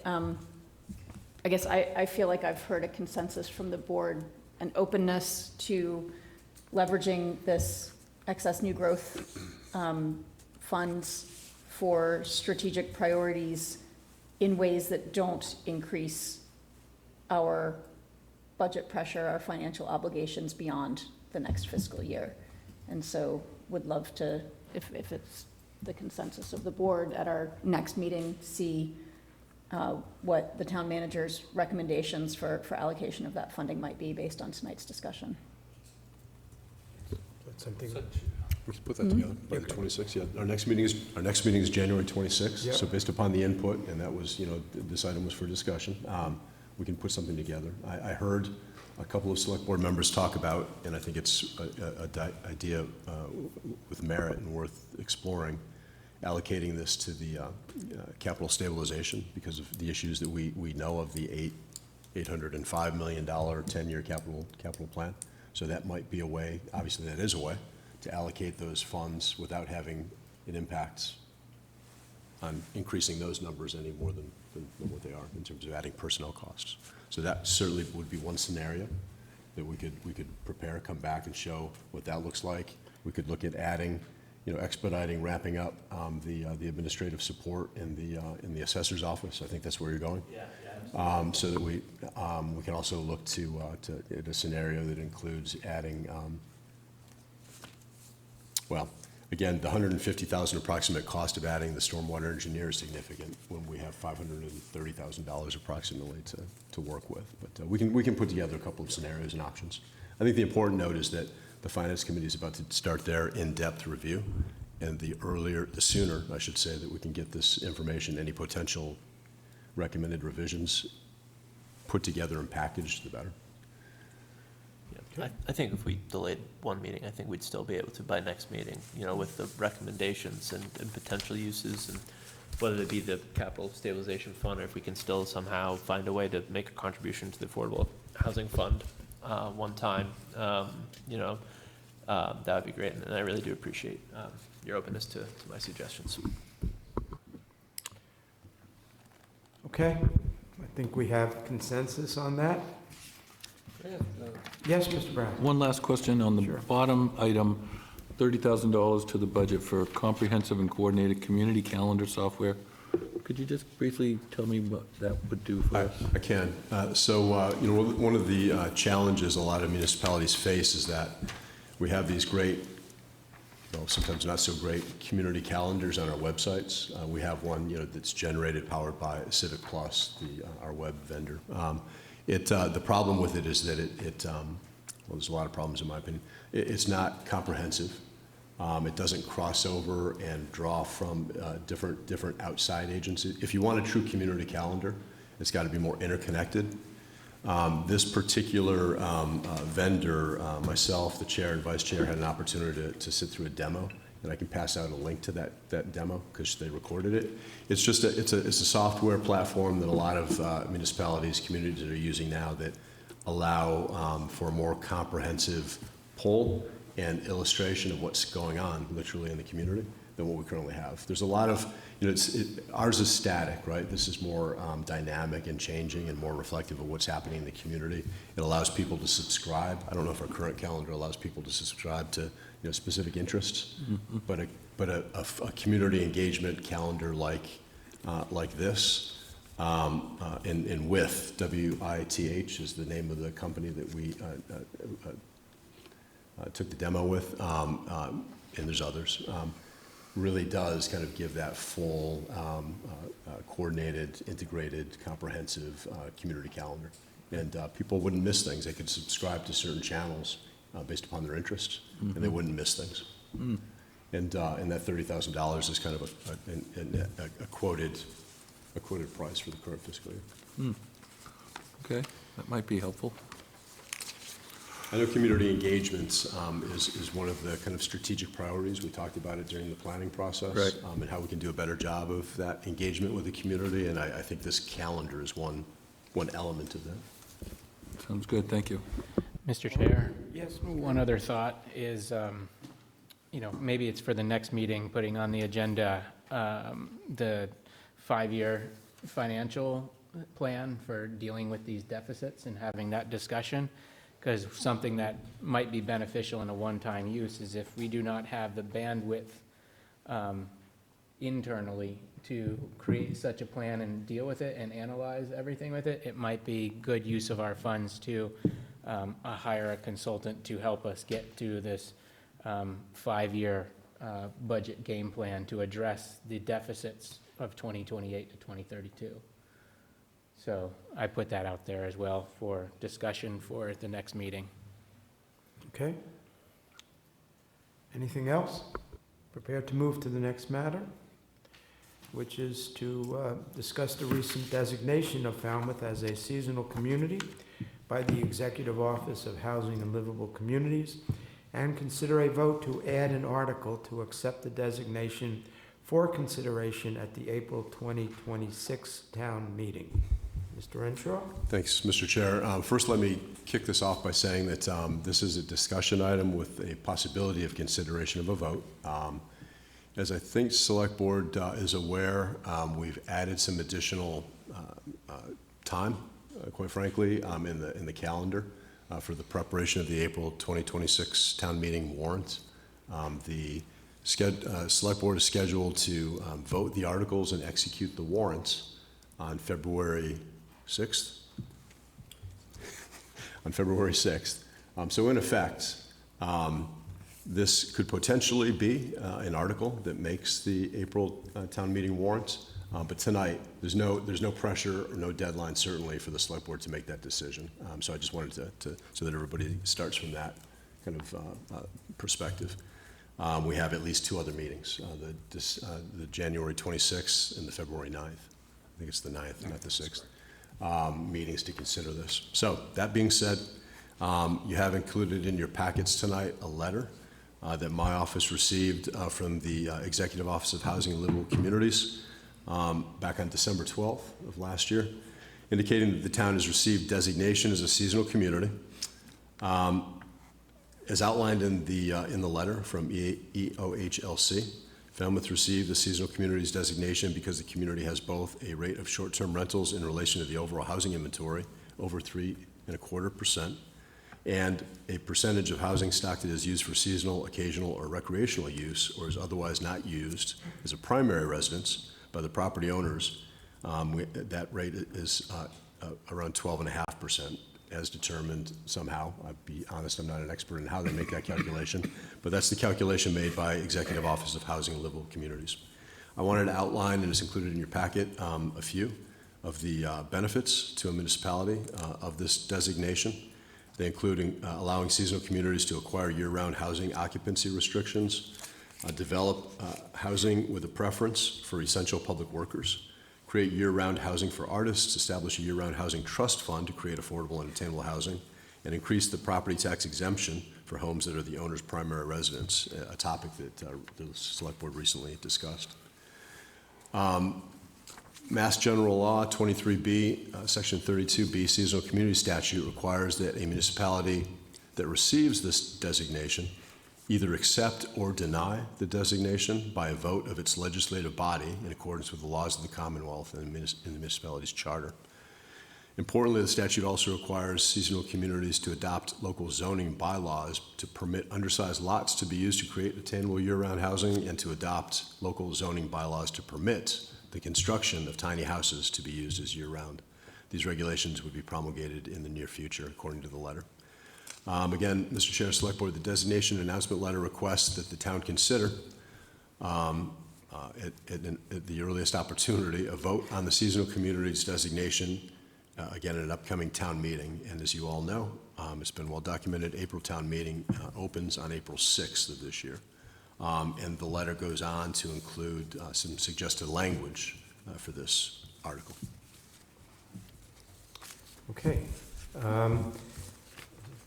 Mr. Richardson? I just want to start by thanking Secretary Augustus, Governor Healy, and the legislature, particularly senators here and Senator Fernandez, for their leadership on this issue. I personally, this is many things that I have not shut up about are in this and make them even stronger, so I'm in favor of it. The reason I think we should move it forward to the warrant is it is clearly stated that this is to be decided by the legislative of the body of Falmouth, which is our town meeting, and I don't think it's our role to prevent it from being in town meeting, so I think we should send it. I know the planning board does have their concerns with certain portions of it, and those should be voiced, but I think that the way the legislation is written, it should be decided by town meeting and not by us, and I think we should send it for this warrant. Thank you. I mean, it should be noted that even if the town votes the designation and accepts the designation, there's a process that has to go through, the town has to go through with respect to certain zoning changes, which if those changes are not adopted, then the town would just forfeit its designation as a seasonal community. So we're not locking anything in with respect to zoning changes by agreeing to accept the designation at this point. Yeah, I just think timeline-wise, to get to that point, it makes sense to send it, but you're 100%. Is there anyone in the community that would like to speak to it? Mr. Reed? Yeah. Well, again, anybody in the community that wants to say anything, go for it. But I would agree with Mr. Richardson. I especially like the allowability to have a preference for essential public workers. I think many of our questions, most notably made by Dr. Goldstone, when we have presentations of public workers or agencies, departments, we ask the question, where do their people live? And we're seeing a bigger increase going off Cape. So the more that we can have a preference for essential public workers, the better, and I think that's a major reason why we shouldn't hesitate to put this to town meeting. Yeah, I also agree that, as Mr. Richardson said, it's a decision of town meeting. I know that the tiny houses in particular are somewhat controversial. I would like to better understand what the concerns are, because I personally don't immediately see what the problem is, but again, that's really neither here nor there. The state has offered us this designation, and it's town meeting's choice to accept or reject, and I think the sooner that we do that, the better, because if we end up accepting it, then there are some zoning changes that we need to make in order to start taking advantage of the benefits. And if we're not going to do it, then we might as well know that sooner rather than later, so we can plan with that in mind. Mr. Brown? I find it interesting that that's our challenging stumbling block, is because back in the 40s and 50s and even into the 60s, Cape was nothing but tiny houses. So if you want really Cape Cod character, you want tiny houses. The only thing I'd like to add is that their staff has been incredibly responsible. I just want to give out a special shout out to Seth Nadeau. He's their legislative liaison, and that if anyone ever has any questions, when you reach out, they usually respond, and I've met with a number of their staff multiple times with questions, and I just want to really give this, sometimes the legislature will pass things and agencies will begrudgingly doing it, but EOHLC has really made this a priority, and I've been really impressed with how responsive they've been to questions I've had. With that, I'm ready to make the motion to add an article to accept the seasonal community designation for consideration at the April 2026 town meeting, and to direct the town manager to draft said article. Second. Okay, we have a motion and a second. Any further discussion? Hearing, seeing none, all in favor? Aye. Okay, very good. Our next item is to discuss and consider a vote to approve a draft short-term rental bylaw for inclusion on the April 2026 town meeting warrant. I will note that this evening at our desks was a revised draft of the revised draft of the draft that was included in our packet, and the board has not yet had an opportunity to really take a look at that revised draft. I had asked Mr. Renshaw to put this matter on, notwithstanding the fact that when the packet was published, that draft was awaiting a further meeting of the short-term advisory committee on that Friday. But certainly we can have some discussion with respect to the parameters of a short-term rental bylaw and how we want to proceed. But I think in any event, as has been mentioned, we have a couple of opportunities to actually take a look at the draft, make some suggested revisions and so forth before it goes on to the warrant. But certainly happy to have some preliminary discussions with respect to it. Mr. Renshaw, would you like to add something to that? I think you did a great job summarizing, and I guess the important part again was tonight's discussion purposes. I have listed consideration of possible votes, but again, as you mentioned, we have a couple of other meetings prior to and including February 9th for the board to make the final decision. And I quite honestly haven't had an opportunity, and I want to thank Town Council for working with the advisory committee to put together kind of this final draft. As you indicated, Mr. Chairman, what's included in the packet that the public sees is the rough draft, I'll call it, prior to last Friday, when the advisory committee had a chance to meet Friday afternoon to kind of go over some last-minute revisions, suggested revisions, which Town Council has reviewed and incorporated in the document that's at your table and not included in the board packet. Right, and if I could, Mr. Chair. Brown, please. So, yeah, I was in a bit of a stressed rush to get this on the agenda, and I appreciate you putting it on. We did meet on Friday. I have to say I was surprised to receive a text message from a resident who said that on Friday they noticed that the town hall doors were locked at 4:30 and after 4:30. I didn't realize that was happening, and so now that person has raised the question of maybe that vote that our committee made to promulgate this draft might need to be revoted, where we don't have that potential for an open meeting law violation, which was unfortunate, but I didn't know those doors locked automatically like that, so I've confirmed with Mr. Renshaw that that is the case, and we need to, I should have made provisions to have those doors left unlocked. The draft that was at our table this evening is the draft that was approved by your committee on Friday, is that correct? That is correct, yes. Okay. And all the committee members have received it via email this afternoon. Not sure if they've had enough time. I see Tom and Charlotte are here, and Liz is here, so I'm sure that they've had a chance to look at it. And if anybody has any comments that they want to make from the committee, just to clarify, Mr., if you could come up and use the microphone.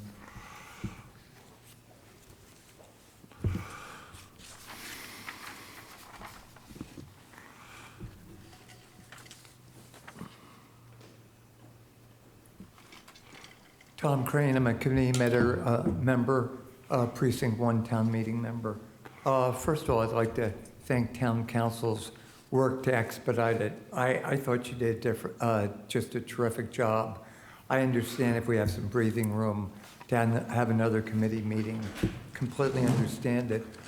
My only comment, and Mr. Brown, if I'm stealing your thunder about what you're about to say, but the other consideration that we want to bring to your attention is that in the warrant article, there's sufficient funding for software, and that if a revised budget could be brought forward with that amount, and keeping in mind, it's really just almost like a loan, because the idea is that we're going to have registration fees that will start coming in, if this is approved, January 1st.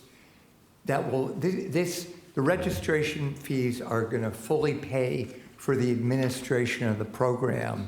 So I think by the time we get to June 30th and close out the books, whatever free cash might get authorized, we're going to find won't be used. But we really do want the computer system to be purchased as soon as possible so we can help implement this bylaw as soon as possible. And I did have a chance to speak with Mr. Renshaw about that, and they have found a company that might fit the bill with the budget that we have. Oh, excellent. Oh, terrific. Okay. Great. Thank you. Thank you. Anyone else care to, Ms. Harris?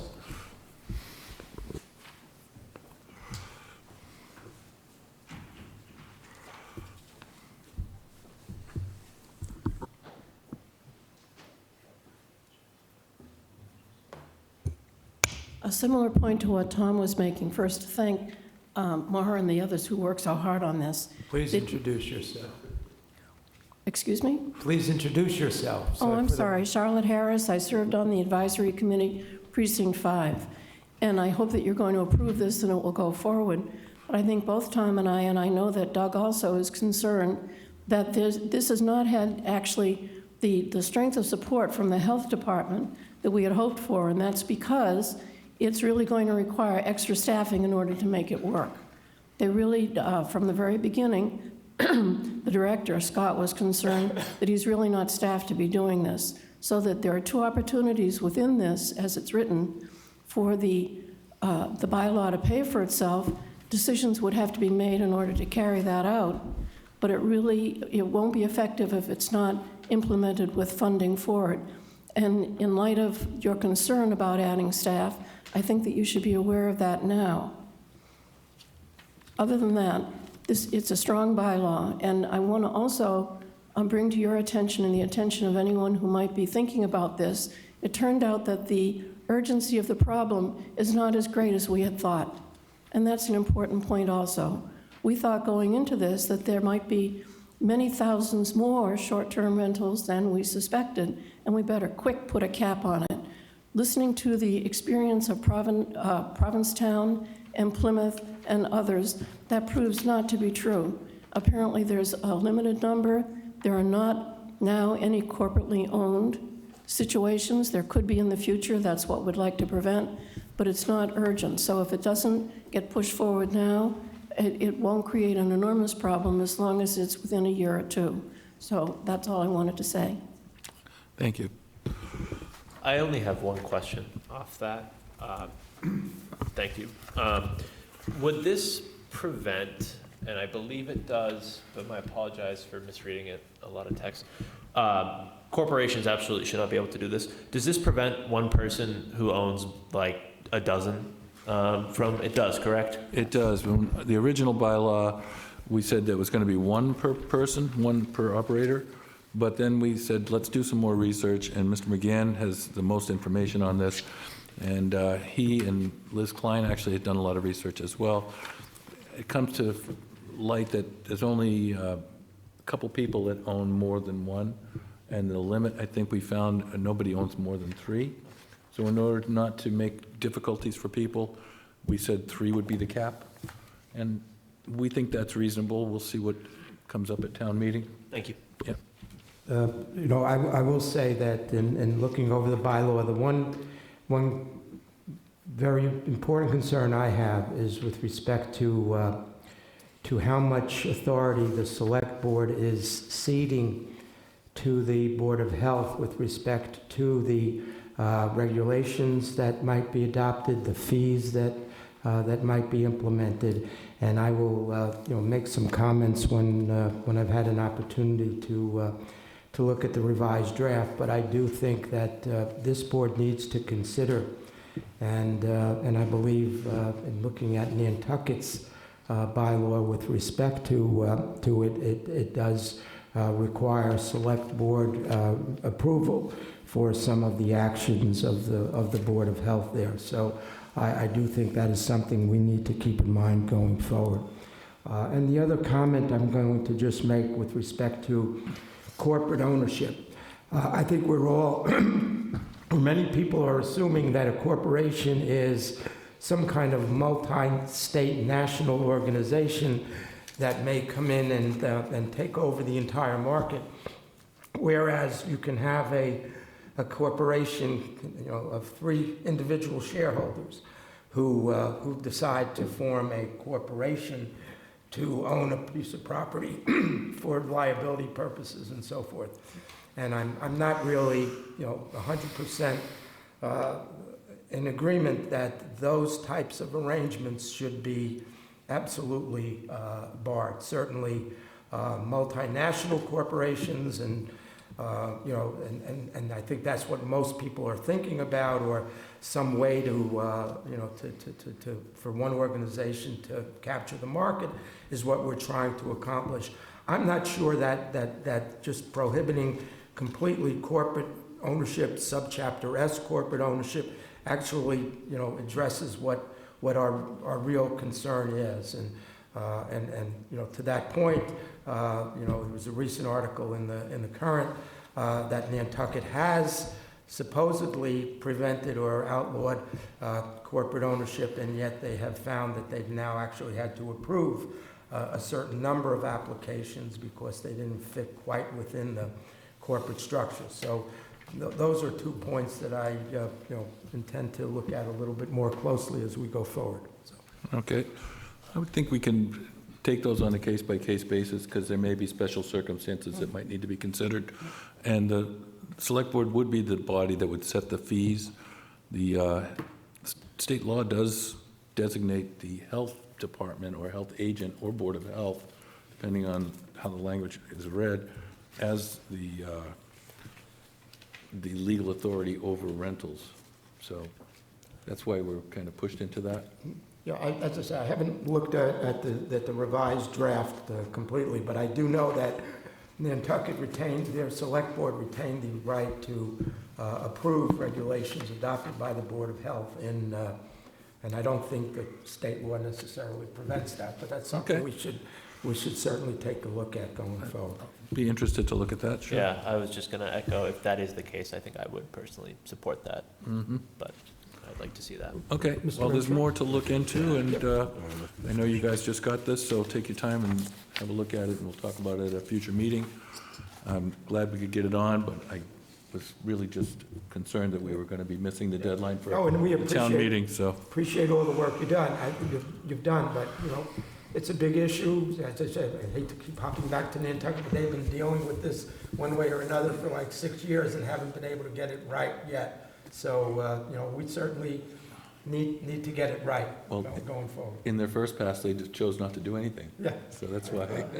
Is the process or protocol that you have to have another meeting because of the locked door issue? Just to be sure that nobody was excluded from the meeting, yeah, we're going to have one more where we can reconsider this and have another vote that would not be in any danger of not being in compliance with the open meeting law. I just, I'm trying to sift through the multiple drafts here. And I think what I'm hearing is that if we have specific questions about the nature of the bylaw, that we should refer those to the committee at this point. You can send them to me and I'll bring them to the committee. Okay. That would be great if you could do that in the next week or so. I can do that within the next day or so. I have a handful of questions. I think my bigger concern is,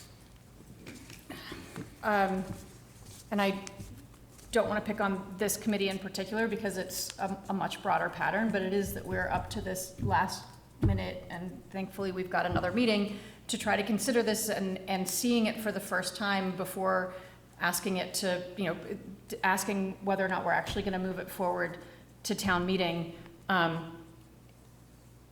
When there's been no check-ins along the way, as was pointed out by a member of town management earlier today, and is in the charter for this group, the select board actually requested quarterly check-ins so that we would have a sense of where this committee was moving. That's something that we've been increasingly trying to ask of committees so that we don't end up in these last minute, here's the final product, do you like it or don't you, let's move it forward kinds of situations, and can have a more collaborative relationship when it comes to these really major issues for our town. So, I think the questions and concerns I have about this specific bylaw are, relatively speaking, fairly minor, but the fact that we're looking at the revision of the revision that came from Friday, like it feels very last minute for something that's really important like this, and would love to see us across the board moving toward much more back and forth communication with our committees that are developing important policy measures. Certainly, always better to be prepared early. This is a bylaw that we had almost ready to go to town meeting over a year ago, and this committee only met 5 times leading up to the end of our last meeting, which is in October 22nd. So I'm sorry I came to the last minute here, but sometimes around the holidays these things happen, I guess. But certainly we'll have another chance to Well, we'll take a have look. at least one, if not two meetings before we agree to move it forward to the warrant. Mr. Chair? Yes, Mr. Richardson? Yeah.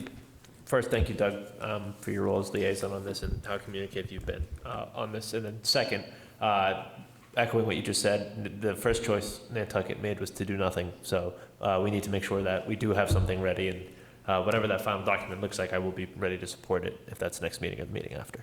Okay, thank you. Okay. Mr. Renshaw, you had some comments? Just one comment. I want to thank Ms. Harris and Mr. Crane for their comments, specifically related to the staffing, additional staffing needs. We had the discussion with regards to the FY27 proposed operating budget. The Community Development Director has just advised that he's recently met with the health agents, fire chief, and the building commissioner, and we're looking at potentially needing to add 2 positions to properly oversee, manage this. And I'm looking at specifically Section 8, the inspection section that calls out those property inspections. And I'm assuming that's where the primary driver of the additional staffing is in inspections. And we've seen that in some of the other models that we've looked at. To Mr. Crane's point, I think we're covered on the software platform. We've had demos of probably 4 or 5 different platforms dating back to 2.5 years ago. And we do have town meeting appropriated $50,000 for that purpose specifically. So the last platform that we vetted, and by we I mean the Community Development Director and the health agent, Scott McGann, everybody was satisfied that it checked all of the boxes that we, based upon the draft. And also, and importantly, the town of Dennis is currently using it and very successfully. So having those kind of testimonials about people that have actually implemented it and are using it have been helpful. So, and it's cost effective. It's about $26,000 a year. So that's the only comment. I just wanted the select board to be aware that we're currently further examining the potential additional staffing, and I'm not confident, I'll just say this, that the additional fees would offset those costs, right, with regards to personnel, anyway. Okay, moving on to, we are way ahead of schedule for once. Review and consider a vote to approve minutes of the meetings, November 23rd, December 6th, and December 15th of 2025. Is there a motion? Mr. Chair, would actually like to request that we hold the minutes from the strategic planning sessions. In reading through the description of the public safety sessions, in particular for the second planning workshop, didn't feel that our discussion of goals around the fire department were as well represented as they could be in that, and would like another look at that section in particular. And what dates are those, Dr. Goldstone? So that would be the, sorry about this, the November 22nd? the minutes of the, I believe it was the December 6th. December 6th was the last. Right, the last, sorry, the last. I was thinking of the two that are in here, not the Yeah, second total. November 22nd and December 6th, I The believe. December 6th workshop, So those are the two you would want to hold? just the December 6th. Just December 6th. I move approval of November 22nd and December 15th minutes. Okay. Second. Okay, we have a motion and a second. Any further discussion? Hearing none, all in favor? Aye. Okay. Mr. Renshaw, a supplemental report? I do have three relatively quick updates. First off, Lynn, I want to thank the Enterprise for writing recently an article in regards to the Eversource project currently underway at Surf Drive and Mill Road. I want to report to the Select Board that today, Peter McConerty, our DPW director, and a couple of town engineers met with the statewide community relations manager for Eversource and received an up-to-date kind of timeline. And here's what I've been told. Eversource is on track to complete the cabling project. That includes the pulling of the cable as well as testing of the cable. Anticipating completing that construction by January 31st. They feel they're on track. They're going to pull out, demobilize Surf Drive first, and then Mill Avenue second, and following them, demobilizing the equipment and whatnot that's in place at Surf Drive and Mill. DPW is going to follow on their heels, so to speak, and begin their work on the parking lot improvements. Eversource did advise that final restoration work, once they demobilize the equipment and remove the equipment from both sites, would likely occur and be completed in early spring. So those are the updates I want the Select Board to be aware of, because I know that's drawn a lot of community interest. The other update I want to provide is in regard to our fire chief. As you all know, Chief Smith has announced his retirement plans. January 23rd will be his last day.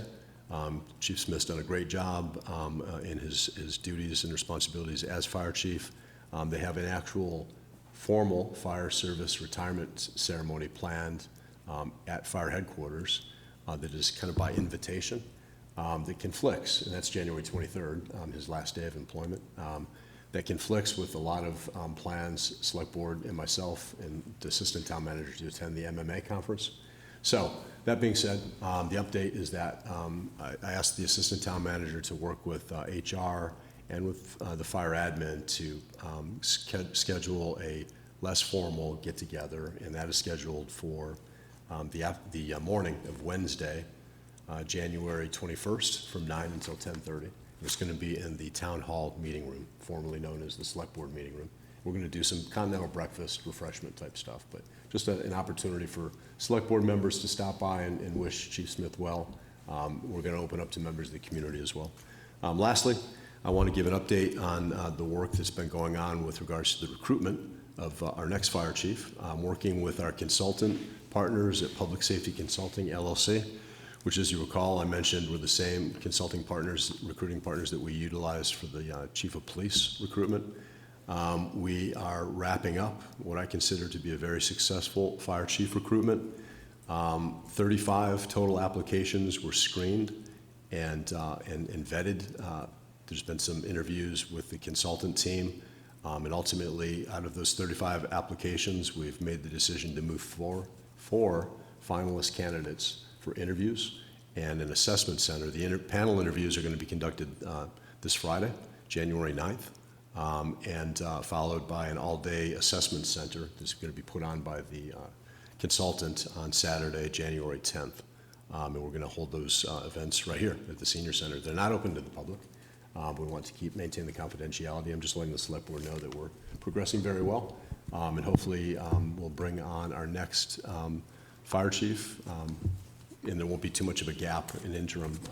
And what happens during that interim period as far as who's in charge? So I will be meeting with Chief Smith later this week and providing some direction as far as an interim acting, and they have a protocol in place with regards to the deputy fire chief stepping in that acting or interim capacity. Okay. But all of that is yet to be determined, but that's part of the process. Okay, thank you. Anyone else have any reports? It's been a holiday season, so I wouldn't be surprised if we don't have any select board reports. I will say that along with Mr. Richardson, I was at the BTEO Interfaith Service December 22nd. It was an amazing event, and we appreciate BTEO's efforts in that regard. So, anyone else? If not, I do want to, since it's so early, I'm going to talk about agenda items, just a couple. One that came out of that service and discussions I've had with members of the community, I'd like to discuss if there's any way that the town could look into some sort of employment program or support program for the homeless in our community. I know that there's been some discussions with some folks in town about this, and they've expressed openness to it. If that's something that we could discuss as a select board, I think that would be really powerful. And there was over, I think it was 28 people across the Cape. It might have been more than that. Apologies if wrong. Died of homelessness this year, and I think it's a lot bigger problem than people assume. People Cape Cod, they think wealth, they think the beaches, and they don't realize that there's some real struggle here. And I think that if there's any way that we as a town and as a board can work to fix those gaps, I think would be really, really meaningful. The only other one I'm just going to ask an update on, if we could, if it's not a super large lift, is I would like to discuss the retail cannabis license at some point in the near future. Another one to discuss, and I was hoping that we would be able to get something put forth for the April town meeting, which is the Long Pond conservation restrictions. I see that that's no longer on the future agenda items, but I don't know what it would take to get something done in time for that from our point of view, with potentially an earmark of some of that land for any Article 97 transference from other properties to be used for Long Pond. So teeing that up.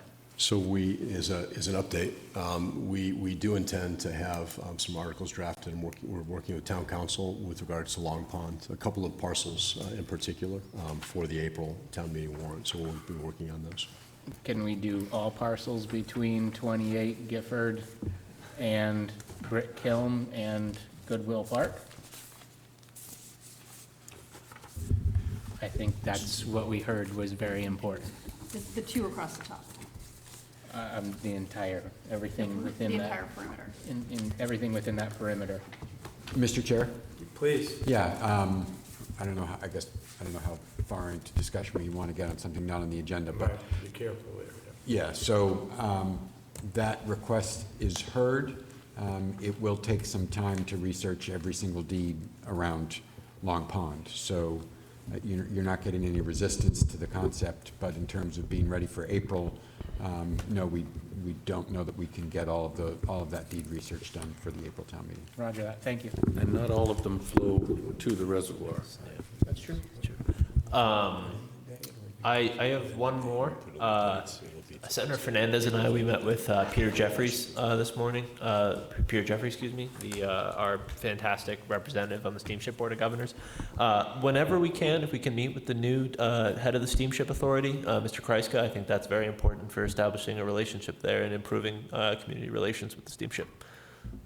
It's a good Mr. idea. Jeffrey is actually the new chair of the That's right. of the Yep. council. And I look forward to his term as board chair. I have a question about the agenda, future agenda items. Does the order in which they're listed have any bearing on when they will be discussed? I do not believe that it does. Okay. Before, is there a motion to adjourn? Mine keeps moving down. Okay, we have a motion. Is there a second? Second. All right, we have a motion and a second. All in favor?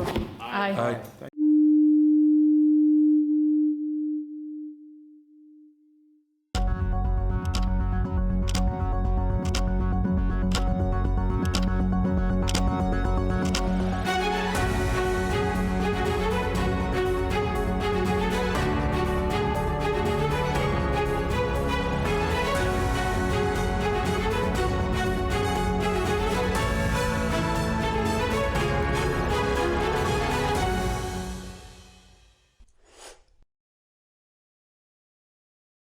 The Steamship Authority is a proud partner in many Falmouth community events, including town meeting coverage, and for good reason. Not only do we have a terminal and offices here, about 1/3 of our employees call Falmouth their home. We always work hard to serve our neighbors, friends, and the traveling public. We recently put 7 new electric buses into service at our Falmouth parking lots. We're adding new vessels to our fleet, continuing work on our energy-efficient Woods Hole terminal buildings, and adding solar panels at our largest parking lot. At Steamship Authority, we're serving the islands and you. Welcome to the Falmouth Chamber of Commerce. The Falmouth Chamber is dedicated to working on behalf of our members to make Falmouth a better place to live, work, and conduct business. We are committed to developing the economic, cultural, educational, and civic interests of our community and welcome the support from all organizations to achieve our combined goals. Whether you call Falmouth home, are a summer resident, or a visitor, we hope you take advantage of all that the Chamber has to offer. Hi, it's Brendan from Crane Appliance. Since 1983, our goal as a family-owned company has been simple: to give our neighbors on the Cape and Islands a great shopping experience. Rest easy knowing our professional team will listen to your needs and help you pick the perfect appliances for your home. At Crane Appliance, we know how difficult appliance shopping can be. Our team is here for you. Crane Appliance, we call the Cape and Islands home.